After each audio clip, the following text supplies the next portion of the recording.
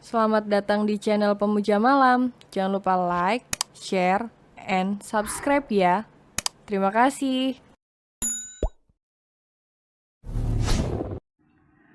Chapter 63 Overthinking.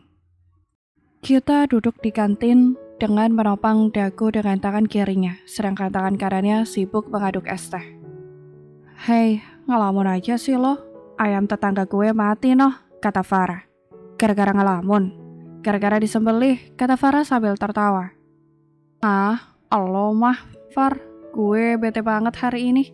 Curhat kita. Kenapa lagi? Lihat aja, aktif nih, tapi nggak balas chat gue. Kita merujukan pesan yang dikirim sama kita. Iya kan, gue udah bilang, Kak Gilang lagi sibuk. Pasti dia nggak memperhatikan ponselnya. Lo maklumi saja lah, jangan negatif begitu ah. Ujar Farah. Dah, makan yang benar. Gue nggak nafsu makan. Gue maunya Kak Gilang. Kita menaruh kepalanya di meja. Si bucin kayak bayi. Mana ngambek lagi. Kalau lo ngambek jangan apa gue sama Kak Gilang soroh, kata Farah. Kita belum menemukan hal mencurigakan di kantornya. Semua berjalan seperti biasa dan tidak ada wajah-wajah mencurigakan di kantornya. Dan Gilang pun masih sibuk ngurusin masalah itu sampai tidak ada waktu buat dirinya. Kenapa menjadi seperti ini? Padahal pernikahan sebentar lagi. Undangan belum kelar. Fitting baju juga belum. Omel kita. Dia dibuat pusing bertubi-tubi. Urusan pernikahan, urusan kantor, dan tentunya karena Gilang yang tak kunjung menemuinya. Untuk mengusir suntuk, kita mulai scroll TikTok.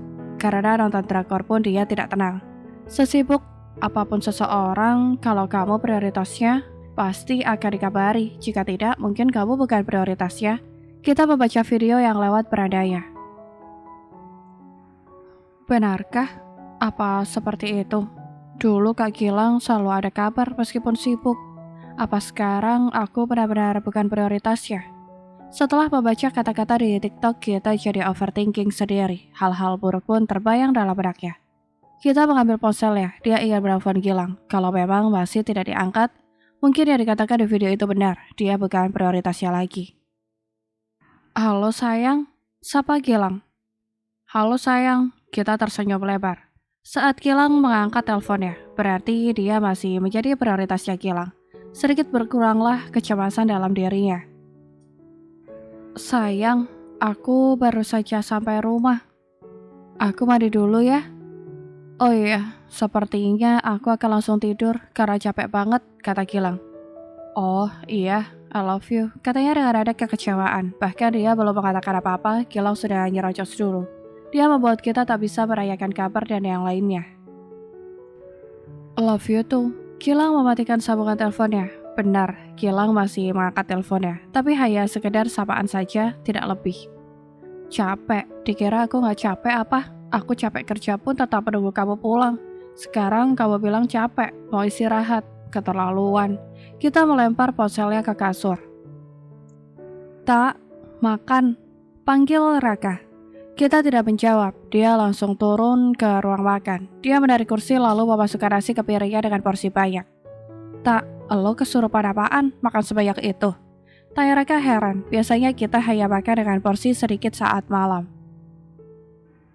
Kita tidak menjawab, dia terus melahap saja nasi yang ada di piringnya. Pikirannya sudah melayang ke sana kemari, emosinya pun meluap-luap. Kalau kelihatan mungkin ada asap warna putih dari telinga dan wajahnya berubah merah. Kepalanya keluar 2 tanduk. Tak, panggil Raka. Kita ngegas. Lo kenapa? Ada masalah? Raka, gue lagi pusing. Lo jangan tanya-tanya deh.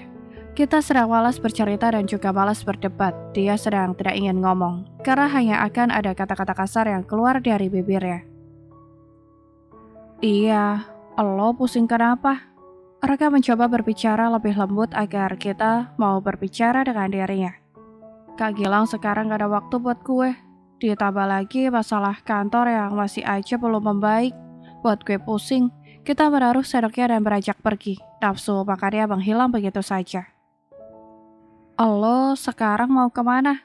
Raka menarik tangan kita. Tidur, kita langsung melepaskannya. Nasi lo masih banyak, main tidur aja. Raka menunjuk piring yang nasinya baru masuk beberapa suap. Biarin, udah nggak nafsu makan. Ujarnya dengan berlalu. Tak, Raka mengikuti kita. Apa? Gue lagi balas ngomong, ucap kita dengan sangat malas. Dan wajahnya mengisyaratkan, please jangan ganggu gue mau sendiri. Elo jangan seperti ini. Harusnya elo support Gilang. Raka menasehati kita. Dengan apa? Kita aja sekarang jarang ketemu, mesti satu kantor. Kita masih dibuat emosi. Ya ngertiin dia aja, kasih dia waktu sendiri buat dia menyelesaikan masalahnya. Dan ingat nih, jangan berpikir kalau Gilang tidak menghubungi lo, berarti dia bosan atau sama yang lain. Dia kan sedang sibuk ngurusin masalah ini. Demi perusahaan dan pastinya demi masa depan kalian, jelas Raka. Kita hanya diam saja menanggapinya. Dia sedang kesal, jadi malas memberikan jawaban Raka. Gue mau tidur, kata kita sambil menutup pintu kamarnya. Susah juga ya ngasih tahu perempuan. Gimana nanti ngasih penjelasan sama Farah waktu gue sibuk? Raka menggelengkan kepalanya karena kita sama Farah itu 11-12. Kadang-kadang sangat keras kepala dan susah diaturnya. Kita sampai kantor, langsung menuju ruangan Gilang. Tapi tetap saja Gilang tidak ada di ruangannya. Kita menghela nafas panjang, tubuhnya lemas. Dia masuk lalu menaruh sandwich buatannya. Dia berharap nanti Gilang datang dan memakannya. Kita menarik kursinya. Kemudian dia duduk dengan wajah lesu. Kita memutar kursinya ke arah Vian.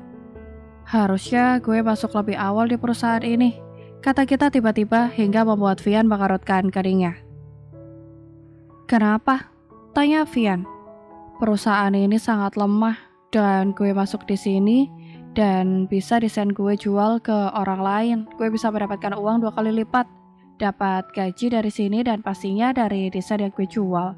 Jawab kita. Ngomong apaan sih lo? Perusahaan ini kan milik calon suami lo. Kenapa lo mau menghancurkannya? Vian semakin tidak mengetahui arah pembicaraan kita. Dia terlalu baik membiarkan penyusup, pengkhianat tetap berada di sini, jadi gue tidak bisa bersamanya. Lebih baik gue ambil saja semua hartanya. Itu akan lebih menyenangkan. Cerocosnya tanpa berpikir. Wah, lo mulai gila kayaknya Git. Bisa-bisanya lo ngomong seperti itu.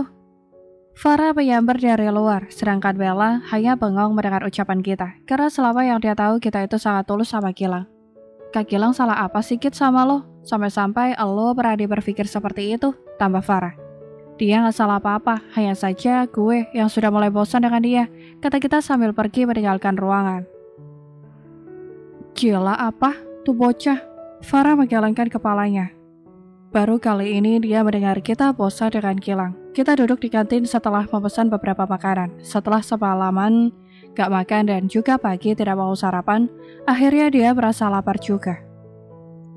Kita, panggil Bella dengan nada pelan. Dia agak takut, soalnya kita sedang bodoh bacok. Iya Bel, ada apa? Tanya kita dengan nada malas.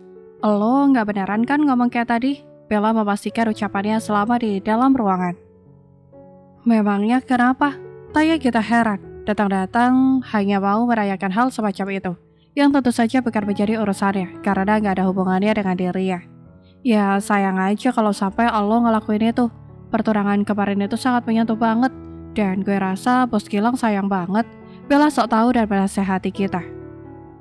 Lo pernah lihat gak orang yang wajahnya fake? Tanya kita. Maksud lo? Kita bisa saja tertawa dan bahagia di depan orang banyak. Tapi dalam hati kita memendam kebencian atau tidak suka dengan sesuatu. Karena gue bisa membenci dengan wajah yang gembira, kata kita menatap Bella tajam. Bersandiwara maksud lo? Bagaimana kalau bos Gilang ada yang mendekati?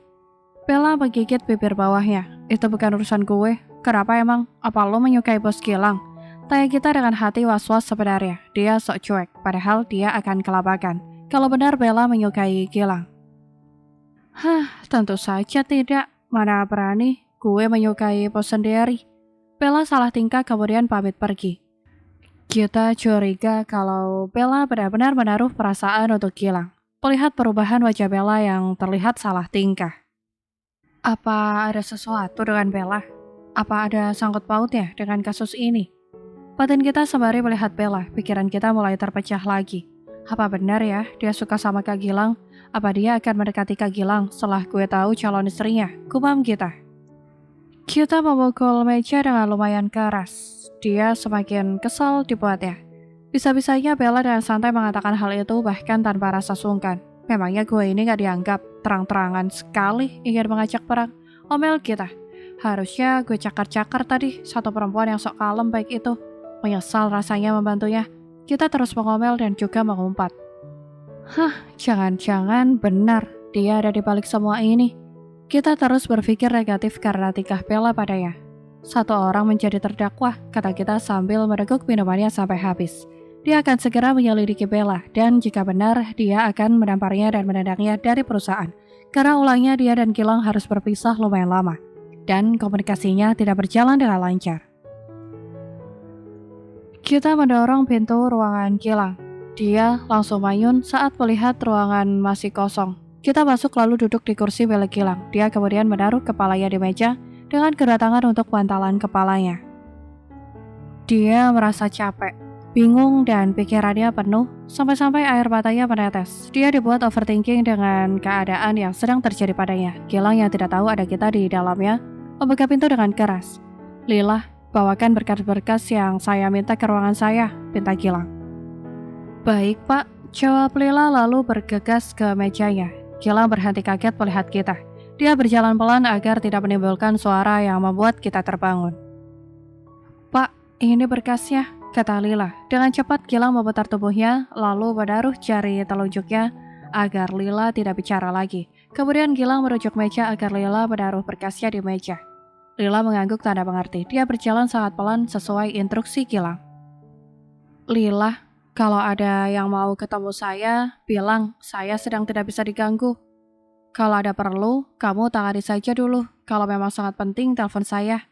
Jangan ada yang boleh masuk ke ruangan saya, kata Gilang. Baik pak, Lila mengangguk tandanya mengerti. Gilang mendekati kita, lalu menggendongnya memindahkan kita ke sofa. Dia melepas jas buat menyelimuti kita. Gilang berjongkok, dia mengelus rambut kita, lalu mengecup lembut kening kita. Ya Tuhan, sampai lupa kalau ada orang yang harus aku perhatikan. Dan juga kasih kabar, katanya sambil mengusap pipi kita yang masih basah. Maafin aku sayang, Gilang mencium kita kembali. Dada Gilang rasanya nyesek melihat kita sampai tidur di ruangannya, ditambah dengan box yang ada di meja, membuat dia semakin sedih. Makasih sayang, kamu udah bawain sarapan buat aku. Meskipun sekarang sudah menjelang sore, pasti akan aku makan kok, kata Gilang sembari membuka boxnya. Dia memakan sandwich dengan lahap. Kita menggeliat lalu meregangkan kedua tangannya dengan mata yang masih terpejam. Kita mengacak-acak rambutnya sembari perlahan membuka matanya. Kita beratap atas lekat. Kemudian dia bangun melihat jam di tangan kirinya. Ya ampun, aku ketiduran lagi di ruangan Kak Gilang. Mana sudah sore lagi, pasti sudah pada pulang. Pasti kena marah Mas Win nih karena pergi nggak pamit. Kita kenapa lo teledor banget sih, bisa-bisanya ketiduran, gerutunya. Saat kita bangkit, jas yang untuk menyelimuti dirinya terjatuh. Kita menundukkan kepalanya, lalu mengambil jasnya. Kak Gilang, katanya sambil menoleh ke meja milik Gilang. Dia mendekati ke mejanya, lalu mengangkat box yang dibawanya sudah kosong. Kak Gilang sudah datang, tapi di mana sekarang? Apa meeting lagi? Katanya pelan. Sayang, cariin aku ya. Gilang memeluk kita dari belakang. Kita langsung memutar tubuhnya. Matanya berkaca-kaca dan langsung saja meluncur mulus di pipinya kita. Hei, kenapa kok malah menangis? Gilang mengusap air mata kita. Kak Gilang jahat banget sih, gak ngasih kabar sama kita. Memangnya kita sudah tidak dianggap lagi. Kak Gilang bosan ya sama kita. Cerocos kita sambil memukul dada Gilang yang bidang. Hei, ngomong apa sih kamu sayang? Maafin aku ya. Kemarin aku sibuk sampai lupa memberi kabar kamu. Gilang menarik kita ke dalam pelukannya. Kita semakin sesenggukan dalam pelukan Gilang. Dia kangen banget sama Gilang. Kamu jangan berpikir aneh-aneh. Aku gak macam-macam. Aku minta maaf dan janji tidak akan mengulanginya lagi, kata Gilang sembari memberikan kecupan di kepala kita. Janji? Kata kita sembari mengulurkan jari kelingkingnya. Janji, Gilang pun menyambutnya. Udah ya, jangan menangis lagi. Gilang menyeka air mata kita lagi. Kita memegangi perut ya, yang bunyi sangat keras, membuat Gilang tertawa kecil. Kamu lapar? Tanya Gilang yang dijawab anggukan sama kita. Yuk, kita cari makan. Gilang menggaring tangan kita. Kamu sudah nggak ada kerjaan. Kita memastikan kalau Gilang benar-benar free. Enggak, jawabnya dengan yakin. Beneran, kalau memang masih ada kerjaan, kamu selesaiin aja dulu. Aku tungguin di sini, kata kita. Enggak sayangku, kerjaan sudah selesai. Sekarang saatnya makan dan langsung pulang, kata Gilang menggaring kita dan mengajaknya bergegas. Mereka berdua datang ke restoran favorit yang sudah menjadi milik kita juga. Kita langsung memesan hampir semua menu dan Gilang hanya mengiyakan saja. Dia ingin mengganti beberapa hari lalu dengan menuruti semua permintaan kita. Sayang, kemarin kan aku bilang kalau aku masih bingung sama 2 undangan kita. Kamu bantu pilihin ya, kata kita. Oke, mana biar aku lihat. Iya, sebentar. Kita mengambil 2 undangan dengan desain yang berbeda di dalam tasnya. Wah, ini keren semua. Sampai bingung deh mau pilih yang mana. Gilang bingung memilihnya.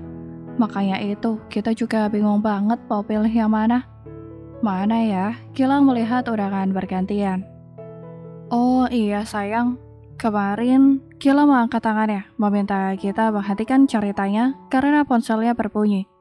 Sebentar sayang, ada telepon masuk, kata Gilang sambil mengangkatnya. Kita mengangguk, dia dibuat kecewa kembali sama Gilang. Ada apa Lila? Makasih mbak, kata kita saat pelayan selesai membawakan makanan yang dia pesan. Kita menyadarkan tubuhnya ke kursi, dia sebenarnya sudah sangat lapar, namun tidak mau memulai makanannya dulu. Dia ingin menunggu Gilang sampai selesai telepon sama Lila. Hanya saja teleponnya sangat lama, membuat kita bete dan tidak nafsu makan lagi. Memang harusnya kita nggak pergi, ucap kita dengan wajah yang ditekuk dan melipat kedua tangannya. Sudah setengah jam lebih, Gilang belum juga selesai teleponnya. Kita beranjak, kemudian menemui pelayannya. Meminta untuk semua makanan dibungkus untuk mereka bawa pulang atau dikasih untuk satpam depan. Sayang, mau kemana? Pulang, katanya dengan nada datar ditambah dengan muka bete. Kok pulang? Ini makanannya juga belum kamu makan sama sekali. Gilang menurunkan ponselnya dari telinganya. Kalau kamu mau makan, makan saja sendiri, kata kita sembari pergi setelah mengambil tasnya. Aduh, kenapa lagi ini? Gilang bergegas mengejar kita. Sayang tunggu. Kamu kenapa sih? Lagi PMS? Sayang, kamu sadar gak sih? Kamu tuh sejak tadi sibuk banget. Buat apa coba kita makan bareng? Tapi kamunya sibuk sama telepon kamu. Dan aku dicuekin. Kita udah beberapa hari loh gak ketemu. Gak juga berkabar. Sekali ya bertemu, kamu masih aja sibuk. Ini juga sudah malam. Kita kesal. Sayang, maafin aku. Kasus ini memang harus segera diatasi. Jadi aku tidak bisa bersantai.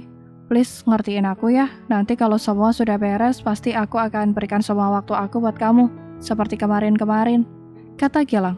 Kita hanya diam tidak memberikan jawaban. Sebenarnya dia ingin cerita banyak tentang datangnya lagi Devan, Bella yang terlihat mencurigakan, dan beberapa cerita yang sepele seperti biasanya. Sayang, jangan marah dong, please, ucap Gilang.